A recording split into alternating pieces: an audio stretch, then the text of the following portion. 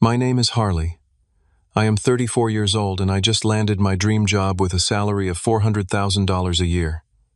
Growing up in a household where money was always scarce, this felt like winning the lottery.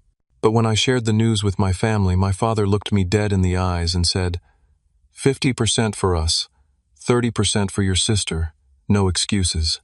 That afternoon I packed everything I owned and stopped paying their bills. Before I tell you what happened next, let me know where you are watching from.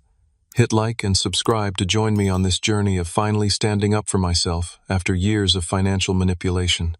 I grew up in a middle-class neighborhood in Chicago where our family lived in a modest 3-bedroom house that always seemed to need repairs my father never got around to fixing.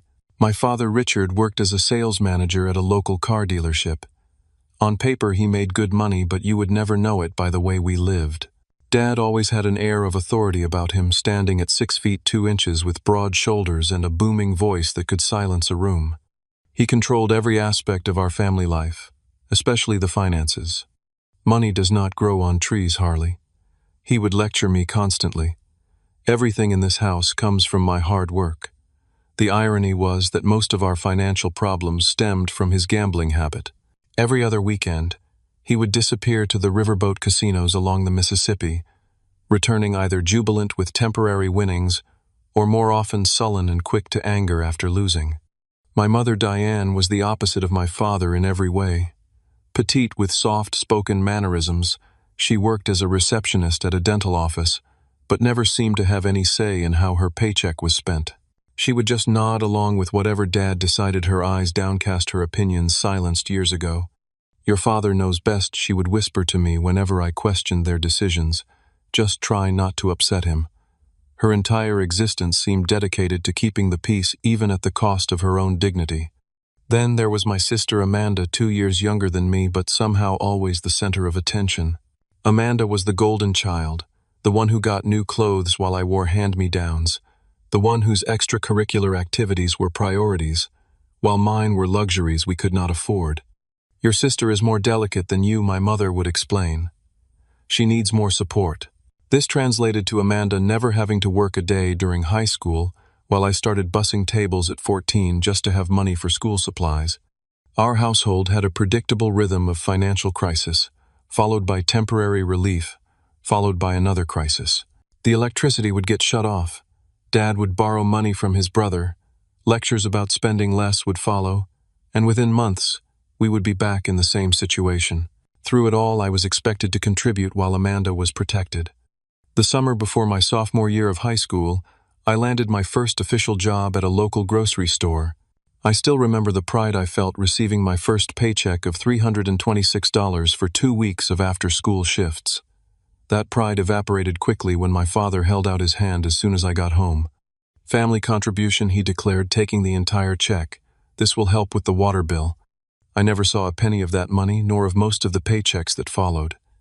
Meanwhile, Amanda received $100 of allowance monthly for keeping her grades up, even though my grades were better. Technology became my escape. The school computer lab became my sanctuary during lunch periods and after classes. I taught myself coding through free online resources, spending hours at the public library when our home internet was cut off for non-payment. While my father gambled away his paychecks, and my mother made excuses for him, I was building a foundation for my future. Always on those computers, my father would scoff. How is that going to put food on the table? Despite his dismissal, I applied for and won a partial scholarship to the state university to study computer science. It only covered about 60% of the tuition, so I worked 2 part-time jobs throughout college to make up the difference and pay for my books and living expenses. I lived in the cheapest apartment I could find, sharing a 2-bedroom place with 3 other students to keep costs down. Even during college, the financial demands from home never stopped. Every crisis was somehow my responsibility to solve. Car repairs, medical bills, the time Amanda crashed her car without insurance, all of these became my problems. We supported you your whole life, my father would remind me during his calls asking for money. This is what family does. What hurt most was how my father would take credit for my achievements in front of others. At family gatherings, he would brag about putting his son through college, and how all those computer games finally paid off, as if my success was his creation. not something I had achieved, despite his obstacles. The final straw from my college years came when I had saved $2,000 toward a used car. I had been taking the bus for over an hour each way to get to classes and my job. The money was in my account for less than a week when my parents called about the property tax bill they had forgotten about. After 3 days of guilt trips and my mother crying on the phone, I transferred the money to them.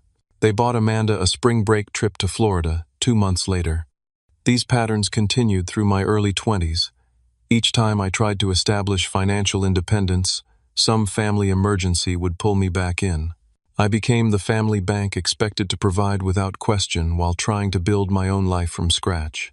The worst part was that I normalized this treatment, believing that this was what all families did, that children were supposed to support their parents indefinitely, regardless of the cost to their own futures.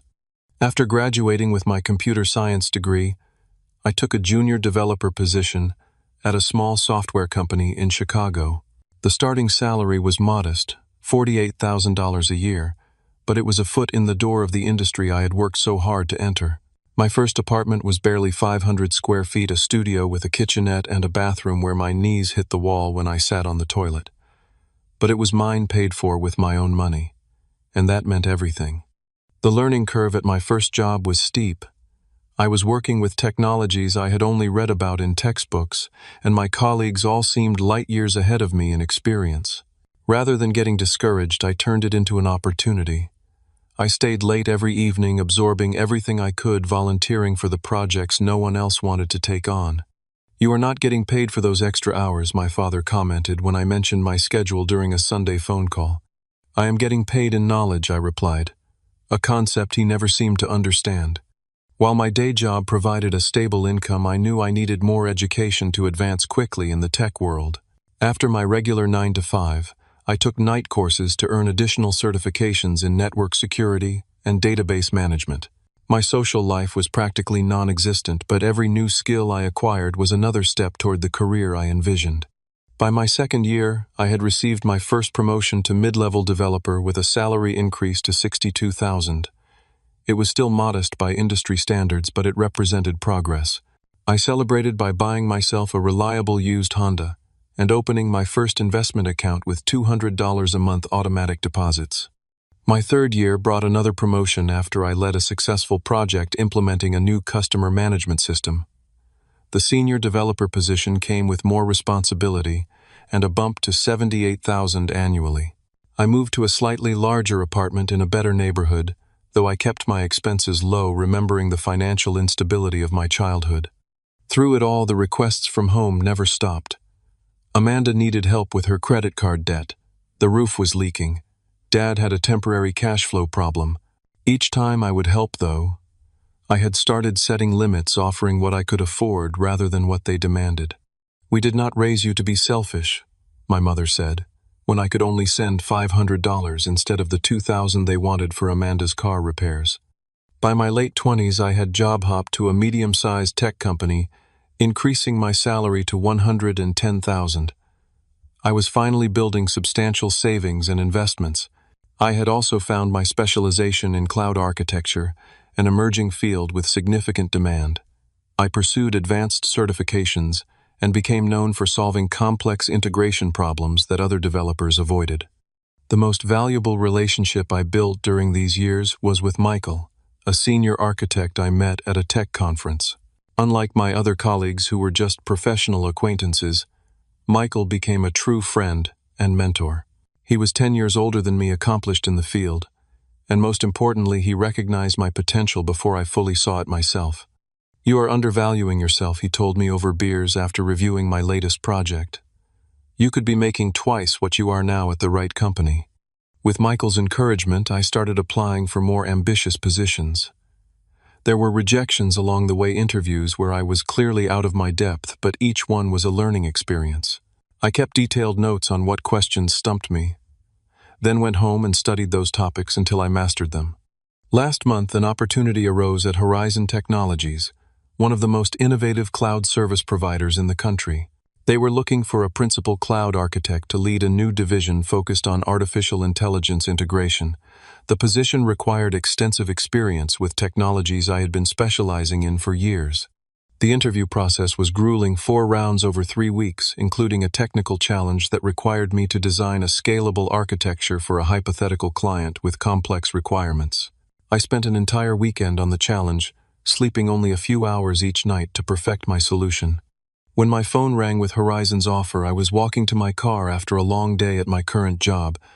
The recruiter's voice was enthusiastic as she shared the news. "We would like to offer you the principal cloud architect position, Harley. The compensation package includes a base salary of $400,000 annually, plus performance bonuses and stock options." I had to ask her to repeat the number, certain I had misheard. $400,000. It was nearly 4 times my current salary. I stood in the parking lot, keys in hand, unable to move as the reality sunk in. This was life-changing money, the kind of income that could secure my future, allow me to buy a home instead of renting, to build substantial investments, to finally achieve the financial security I had been working toward my entire adult life. That evening I met Michael at our favorite bar to celebrate. He ordered champagne, insisting that this achievement deserved proper recognition. "I told you," he said, raising his glass. "They are lucky to have you. This is just the beginning." As we talked about the opportunity, Michael asked about my plans for the money. "First a down payment on a condo," I said. "Then maxing out my retirement accounts. Maybe actually taking a vacation for once." "Your family will be thrilled," Michael commented, and I felt a twinge of anxiety at the mention of them. Despite our complicated history, I still wanted to share my success with my parents and sister. Part of me hoped that with this achievement they might finally see me differently, not as a resource to tap, but as a son who had accomplished something significant. I decided to drive to their house that weekend, to share the news in person, imagining their proud faces, perhaps even an acknowledgement of how far I had come despite the challenges. It was a decision I would soon regret. I arrived at my parents' house on Saturday evening, carrying a bottle of champagne and 3 takeout bags from their favorite steakhouse. The familiar scent of my mother's potpourri, mixed with the musty smell of the aging carpet, hit me as I walked through the door. The house looked the same as always, perhaps a bit more worn around the edges, the furniture showing its age, the paint slightly yellowed.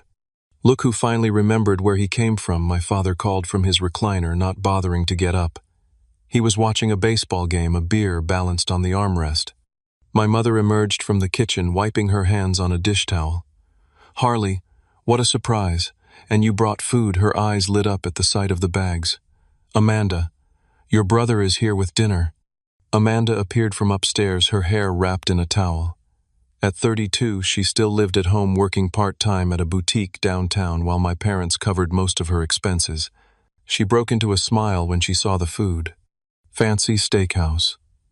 "What is the occasion?" she asked, peering into the bags. I helped my mother set the table, while explaining that I had some news to share. Once we were all seated with plates of filet mignon and loaded baked potatoes, I took a deep breath and made my announcement. "I got a new job," I began, trying to keep my voice casual despite my excitement. "A principal cloud architect position at Horizon Technologies." "Never heard of them," my father said, between bites. "They pay better than your current place." This was the moment I had been waiting for. Yes, significantly better. "The base salary is $400,000 a year." The reaction was immediate. My mother's fork clattered against her plate. Amanda's eyes widened to perfect circles. My father stopped chewing mid-bite, then slowly resumed his expression, calculating. $400,000, my mother repeated, her voice hushed, as if saying it too loudly might make it disappear. "Oh, Harley, that is wonderful." "My little brother is rich," Amanda exclaimed, reaching over to punch my arm playfully. I always knew all that computer stuff would pay off someday. My father remained silent, but I could see the wheels turning behind his eyes. He took a long swig of his beer, set it down deliberately, then fixed his gaze on me. "When do you start?" he asked. 3 weeks from Monday, I replied. "I need to wrap things up at my current job first." "And when does the first paycheck come in?" The question struck me as odd, but I answered anyway.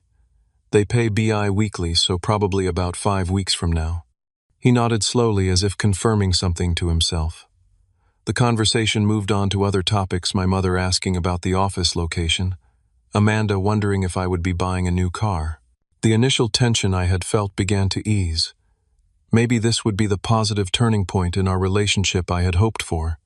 After dinner, as we moved to the living room with slices of the cheesecake I had brought for dessert, my father cleared his throat loudly, a sound I recognized from childhood as his preamble to an important pronouncement. "Your mother and I have been talking," he began, though this was clearly news to my mother, whose expression showed confusion, about our retirement and Amanda's future. I nodded, waiting for him to continue, a knot beginning to form in my stomach. "We have supported you your whole life," he said, using the same phrase he always deployed before asking for money. "Put a roof over your head, food in your mouth, clothes on your back. Now you have finally made it thanks to the foundation we provided. I appreciate everything you have done," I said carefully, already sensing where this was heading. "Good, because now it is time for you to show that appreciation in a meaningful way." He leaned forward, elbows on his knees. "With your new salary, we have worked out what would be fair for everyone." Amanda was nodding along, suddenly very interested in the conversation. My mother looked down at her hands. 50% for us," my father stated flatly. 30% for your sister. No excuses." The room went silent. I stared at him, waiting for the punchline to what surely must be a joke. But his expression remained serious, expectant even. "You want 80% of my salary," I finally managed to ask, my voice barely above a whisper. "We raised you," he replied, as if that explained everything. "And now we need to secure our retirement. The house needs work. Your mother deserves to stop working at that dental office, and I want to finally enjoy life after decades of supporting this family." "And I need to pay off my student loans," Amanda chimed in. "Plus, I want to open my own boutique someday. You know I have always dreamed of that." I looked at my mother, hoping for some sign that she found this as outrageous as I did, but she merely gave a small shrug. "Your father has thought this through," she said softly. "We are family after all." My mind was racing, doing quick calculations. They wanted $320,000 of my $400,000 salary. That would leave me with $80,000, which was actually less than I currently made. "That would leave me with less than what I make now," I pointed out. "But you will get raises and bonuses," my father countered. "And you have always been good at living frugally. Besides, what do you need all that money for? You are single, no kids. We have real needs." The conversation quickly devolved into an argument as I tried to explain that while I was happy to help them, giving up 80% of my income was simply not reasonable. My father's tone grew increasingly irritated. "After all we sacrificed for you," he said, his voice rising. "All the nights your mother stayed up helping with your homework, all the meals we put on the table, all the guidance we provided, and this is how you repay us, with selfishness." Amanda joined in, listing all the times she had been there for me emotionally over the years, as if that justified a $120,000 annual stipend. The more I resisted, the more intense their pressure became. "I have bills to pay too," I tried explaining. "And I want to buy a home, invest for my own future." "Your future?" My father scoffed. "What about our future? What about everything we gave up so you could have opportunities?" The argument reached its climax when my father stood up, towering over me just like he had when I was a child. "This is not a request, Harley. This is what you owe us. We are your family. If you turn your back on family, you have nothing." His expression hardened. "So what is it going to be? Are you with your family, or are you one of those ungrateful children who abandons the people who gave him life once he has money?" I looked around at the three expectant faces, each with their own version of entitlement, and suddenly saw with perfect clarity what the rest of my life would look like if I agreed to their demands. This would never end. The percentages might change, but the expectation that my earnings belonged more to them than to me would remain constant. "I need some air," I said, standing up and walking out the front door without waiting for a response. Behind me, I heard my father call out, "Think carefully about your next move, son. Family is forever, but so are the consequences of turning your back on us." The cool evening air hit my face as I walked to my car, hands shaking slightly as I fumbled for my keys. I did not pull out of the driveway immediately, just sat behind the wheel trying to process what had just happened. The champagne I had brought to celebrate my achievement now seemed like a cruel joke.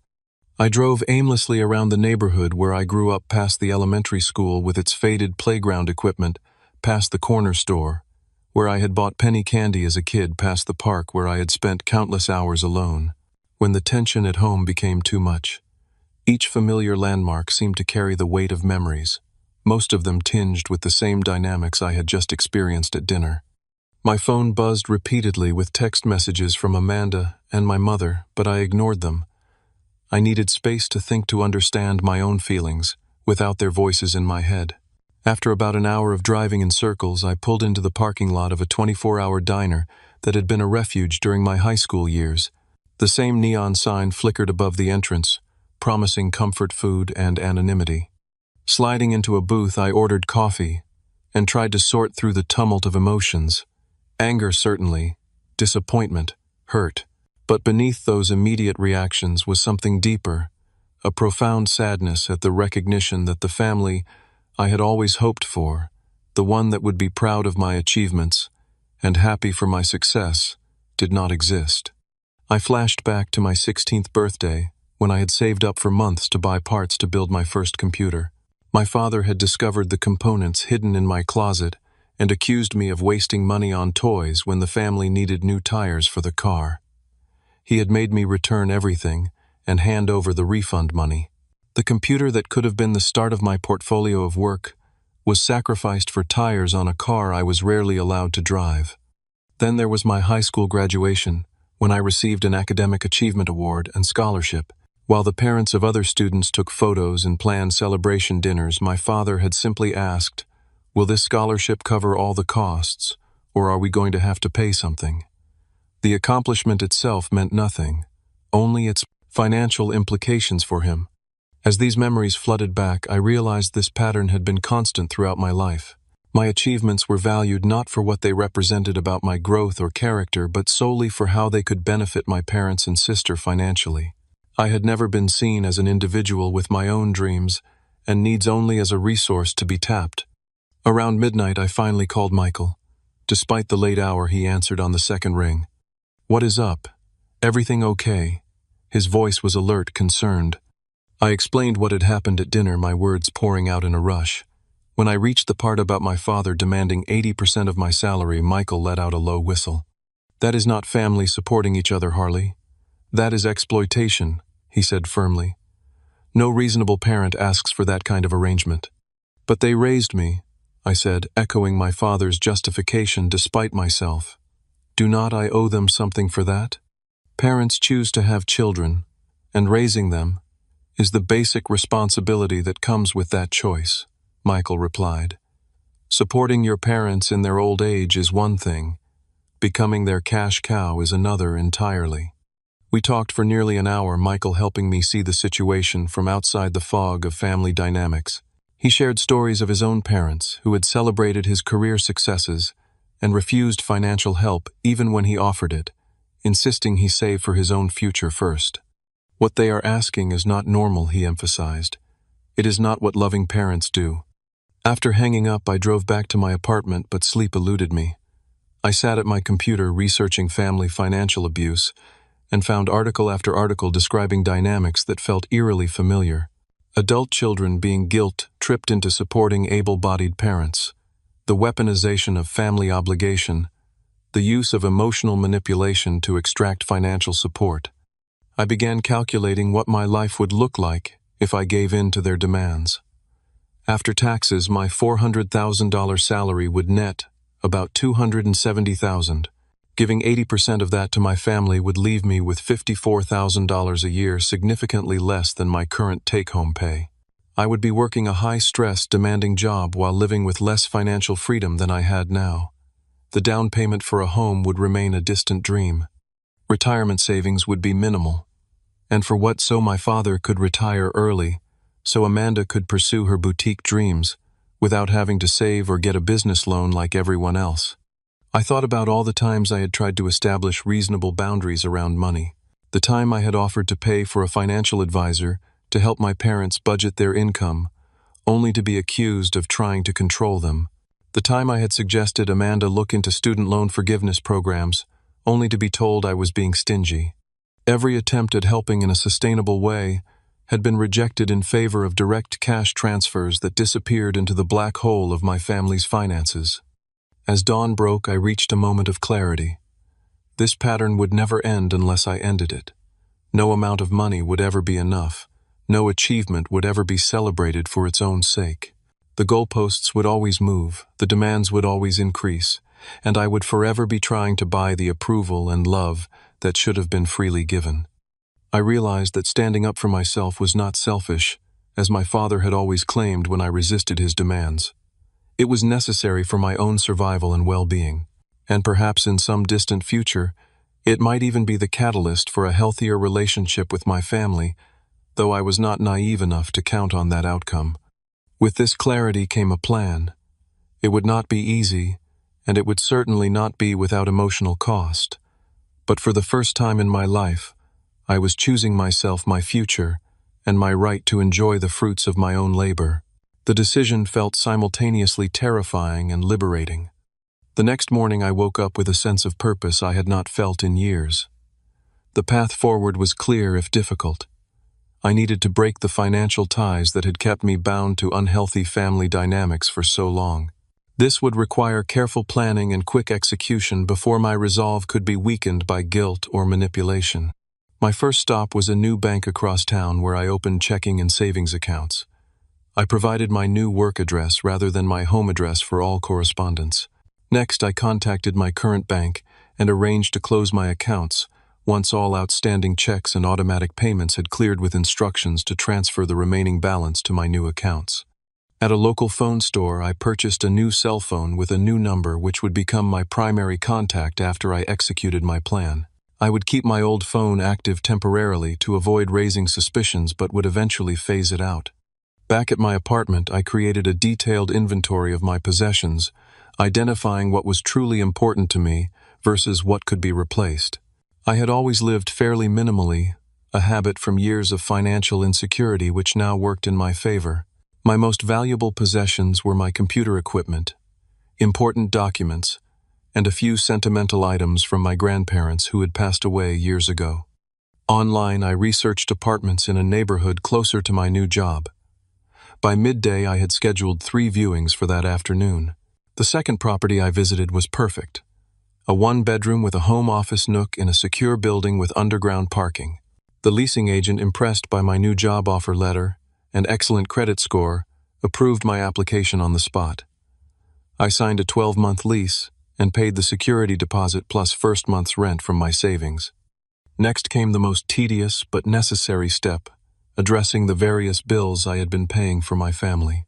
Over the years, I had somehow become responsible for their cell phone family plan, their internet service, various streaming subscriptions, and even making occasional payments on my sister's student loans when she claimed to be short on cash.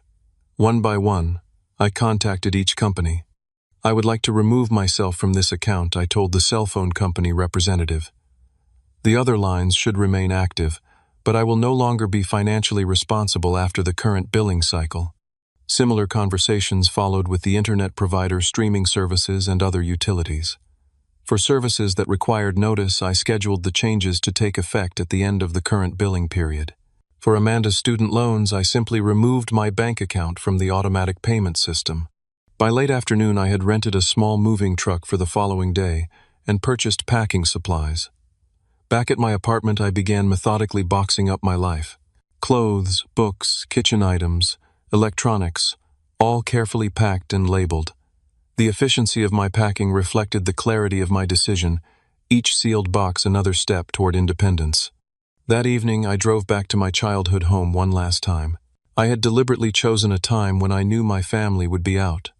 My father at his weekly poker game, my mother at her book club, and Amanda usually out with friends on Friday evenings.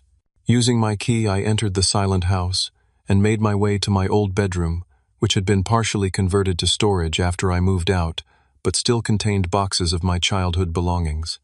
The room felt smaller than I remembered, the faded posters on the walls, remnants of earlier dreams and interests.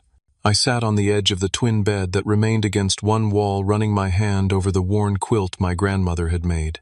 For a moment, nostalgia threatened to weaken my resolve, memories of rare, happy moments, mixing with the more prevalent, difficult ones. I reminded myself that I was not erasing my past or my family from my life completely. I was simply establishing boundaries that should have existed all along. With renewed determination, I filled 2 boxes with the items that mattered: photographs, academic awards, the few gifts that had actually been thoughtful, a small collection of books that had shaped my thinking. Before leaving, I sat at the small desk and wrote a letter explaining my decision. The words came more easily than I expected, years of unspoken feelings finding their way onto the page. Dear Dad, Mom, and Amanda, by the time you read this, I will have moved to a new apartment and changed my contact information. This decision comes after much reflection on our relationship, particularly regarding finances. The demand that I turn over 80% of my salary to you was the final evidence that you see me not as a son and brother, but as a source of income. This is not a healthy dynamic for any of us. I have removed myself from all family bills I have been paying. These financial responsibilities are now yours, as they should have been all along. I am not doing this out of spite, but out of the necessity to establish boundaries that should have existed long ago. I need time and space to reassess our relationship. Any future contact will need to be based on mutual respect rather than financial expectations. Harley. I sealed the letter in an envelope and placed it on the kitchen counter where it would be easily found. Looking around the house one last time, I felt a complex mixture of sadness and liberation. Then I walked out the door, locking it behind me. The next morning, with the help of 2 movers I had hired for a few hours, I loaded everything from my apartment into the truck. By noon, I was unloading at my new place. The entire process was completed with military precision, a clean break from one chapter of my life to the next. That first night in my new apartment, sitting on my couch surrounded by boxes, I experienced conflicting emotions. There was guilt, certainly years of conditioning, making me question if I had done something terrible. There was anxiety about the inevitable fallout when my family discovered my letter. But overshadowing these was an unfamiliar feeling of lightness, as if a weight I had carried for so long had finally been lifted from my shoulders. For the first time in my adult life, my financial resources were truly my own. My future belonged to me alone. The road ahead would not be easy, but it was at last mine to travel as I chose.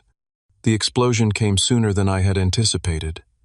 At 8:30 the next morning, my old phone erupted with notifications, a barrage of texts and voicemails from my family. I had expected anger, but the sheer volume and intensity still caught me off guard. My father's voicemails escalated from confusion to rage in the span of 3 messages. Harley, where are you? Your mother found your letter. Call us immediately so we can discuss this misunderstanding. Then I cannot believe you would pull this kind of stunt.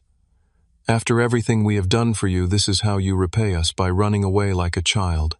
And finally, you listen to me, son. You have one day to come to your senses and apologize to your mother. She is crying her eyes out because of your selfishness. One day, or you will regret it.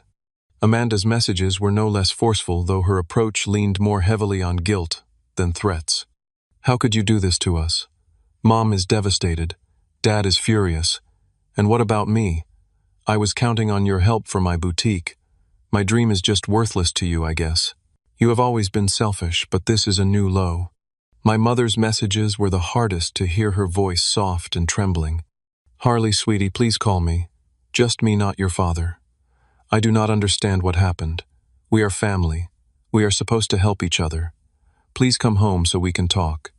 I listened to each message, allowing myself to feel the pain and guilt they were designed to trigger, but I did not call back. Instead, I sent a single text to all 3 of them from my old phone. I need space and time. My decision stands. Please respect my boundaries. Then I silenced the phone and focused on settling into my new apartment and preparing for my upcoming job.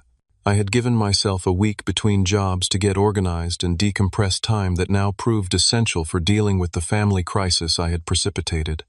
The messages continued throughout the day, alternating between anger, bargaining, and emotional manipulation. By evening, they had taken a darker turn, with my father threatening to come to my workplace and straighten things out in person. That was concerning enough for me to save the voicemail as evidence, just in case. The next morning, my old email inbox contained messages from extended family members, aunts, uncles, and cousins. I rarely spoke to all, expressing their shock at my abandonment of my parents and sister. It was clear my father had been making calls, recruiting allies in his campaign to bring me back in line.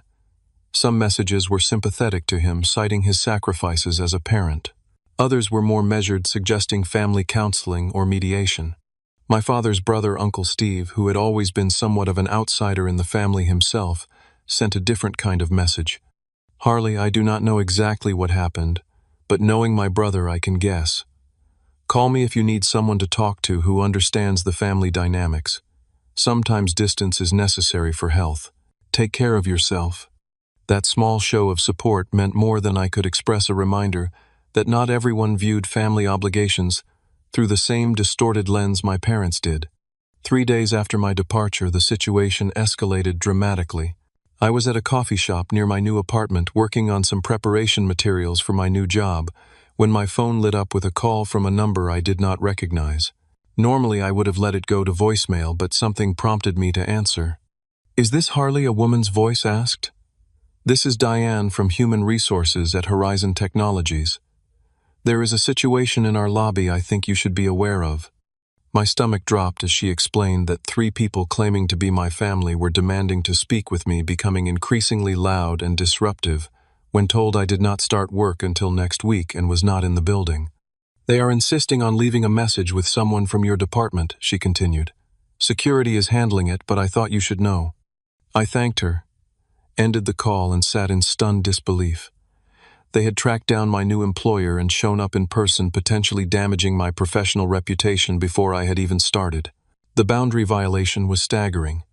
That evening I received an email from the HR director at Horizon, expressing concern about the incident and requesting a meeting before my start date to discuss the situation and ensure it does not impact your work environment. The professional tone could not mask the underlying message: my family drama was now threatening my career opportunity. The stress began affecting my sleep and concentration. I found myself jumping at unexpected sounds, half expecting to find my family at my door. The building had secure entry, and I had not given them my new address, but their appearance at my workplace demonstrated a determination I had underestimated. After a week of escalating harassment, including my father somehow obtaining my new cell number and leaving increasingly threatening messages, I realized I needed professional help. I scheduled a consultation with an attorney specializing in harassment cases. The attorney, a straightforward woman named Janet Reeves, listened carefully to my account of events, reviewing the voicemails, texts, and email documentation I had preserved. "What your family is doing constitutes harassment," she confirmed. "The appearance at your workplace is particularly concerning, as it crosses the line from personal conflict into potentially affecting your professional life." She outlined my options, which included a formal cease and desist letter as a first step, followed by a restraining order if the harassment continued. The idea of taking legal action against my own family felt extreme, but I was running out of alternatives. "Think of it this way," Janet said, noting my hesitation. "If these were not your family members but former business associates or acquaintances behaving this way, would you hesitate to protect yourself?" She had a point. I authorized her to draft a cease and desist letter, making it clear that further contact at my workplace would result in legal action. The letter was delivered to my parents' house the following day. The response was immediate and predictable. A fresh wave of messages accusing me of betrayal, of choosing legal strangers over blood relations, of breaking my mother's heart. But notably, there were no more appearances at my workplace, suggesting the letter had made at least some impact. Meanwhile, I learned through a former neighbor that my family's financial situation had indeed deteriorated rapidly following my departure. The internet had been shut off for non-payment. My father's car had been repossessed. Amanda had been forced to pick up additional shifts at the boutique to help with expenses. Part of me felt guilty knowing they were struggling. Another part recognized that this was simply the reality of living within one's actual means, something they had avoided for years by using me as a financial safety net. "Their financial problems are not your doing," Michael reminded me during one of our regular check-ins. "You did not cause their situation by removing yourself from it. You just stopped preventing the natural consequences of their choices." It was a perspective I needed to hear repeatedly, as I worked to deprogram years of conditioning that had taught me their problems were automatically my responsibility. As my start date at Horizon approached, I met with the HR director to address the family situation professionally. I explained that I was handling a personal matter that had briefly spilled over into the professional realm, assured her that steps had been taken to prevent any recurrence, and expressed my commitment to keeping personal issues from affecting my work. She was understanding but direct. Horizon values work-life balance, but we also expect our team members to ensure personal matters do not disrupt the workplace. I appreciate your transparency and the steps you have taken. I left the meeting with my job intact, but with a clear understanding that I was starting under heightened scrutiny. My family's actions had created yet another obstacle for me to overcome this time in my professional life. The first few months after breaking ties with my family were some of the most challenging of my life. Despite the clear logic behind my decision, years of emotional programming did not disappear overnight. I struggled with waves of guilt, moments of doubt, and the persistent question of whether I had done something unforgivable by prioritizing my own well-being. 2 weeks into my new job at Horizon, I recognized that I needed professional help to navigate these emotions. Through my company's health insurance, I found Dr. Karen Chen, a therapist specializing in family trauma and boundary setting. Our first session was revealing. What you are experiencing is a normal response to breaking deeply entrenched patterns, she explained after I recounted my story. The guilt, the second-guessing, even the physical symptoms like trouble sleeping, these are all common when someone steps away from a dysfunctional family system. Over the following weeks, our sessions helped me understand the dynamics that had shaped my relationship with my family. I learned about concepts like financial abuse, emotional blackmail, and the parentification of children.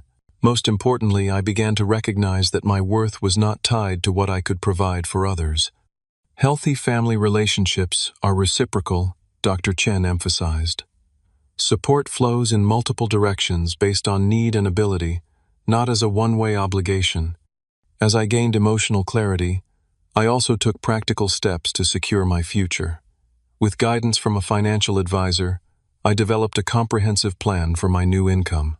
I maxed out my retirement contributions, established an emergency fund, and began saving for a down payment on a condo. For the first time, I was planning my financial future, based on my own goals and values, not on anticipation of the next family crisis.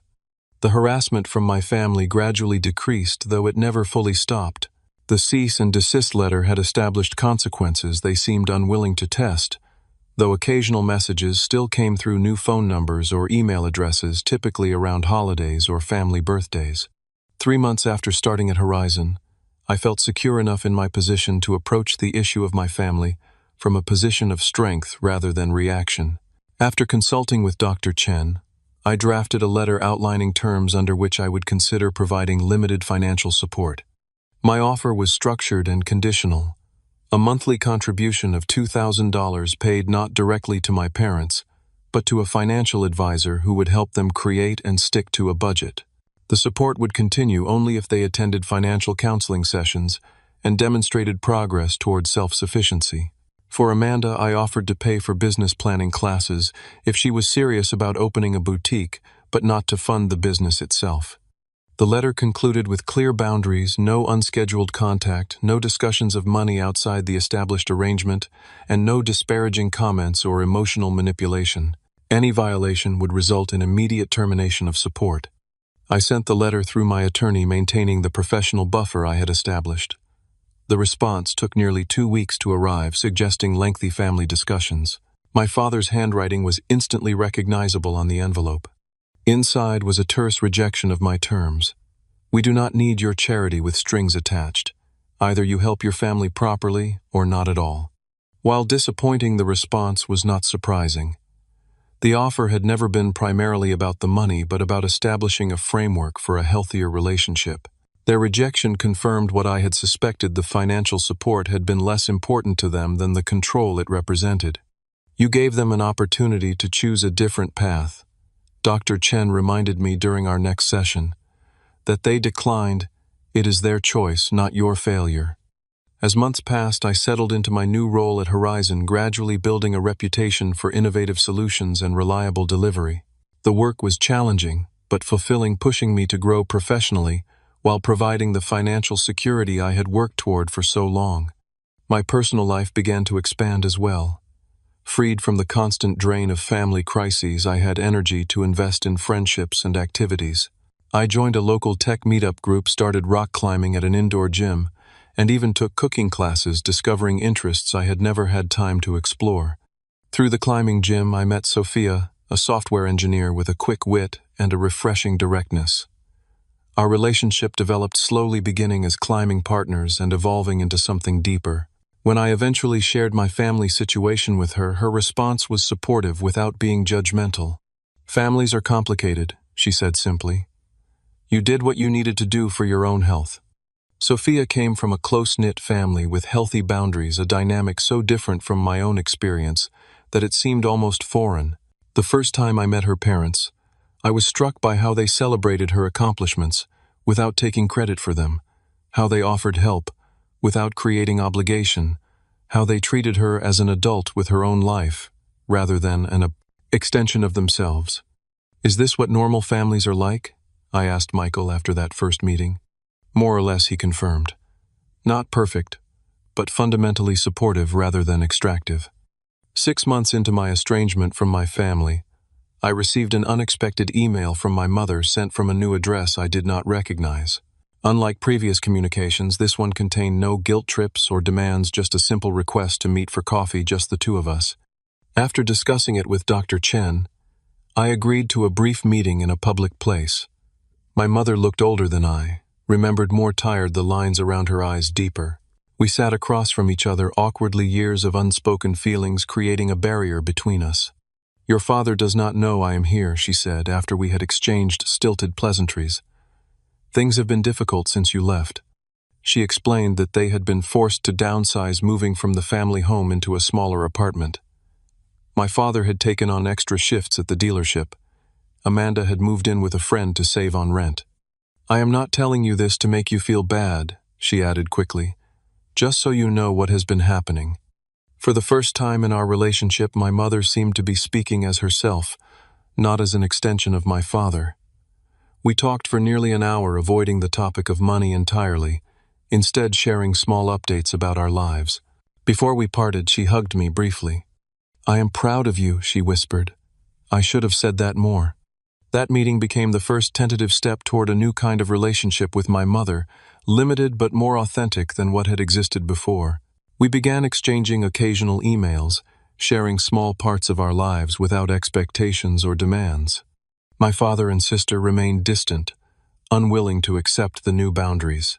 I heard through my mother that my father dismissed my success as luck and my boundaries as selfishness, narratives that allowed him to avoid examining his own role in our estrangement.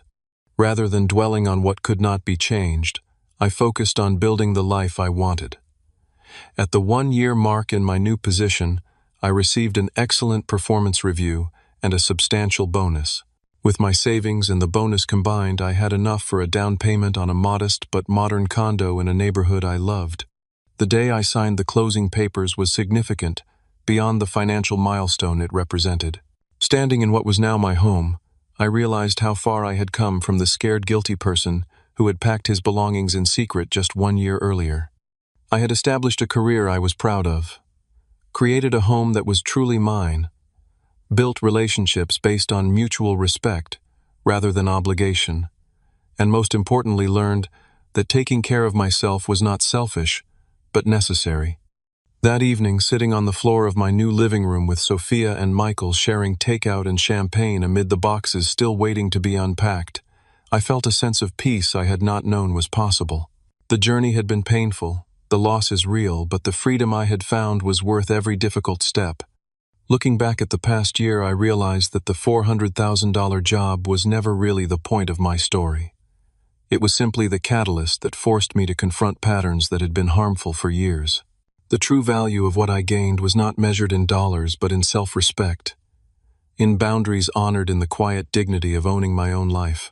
For anyone facing similar struggles with family financial exploitation, know that it is possible to break free, Setting boundaries is not selfish, it is necessary. True family supports your growth rather than stifling it for their benefit.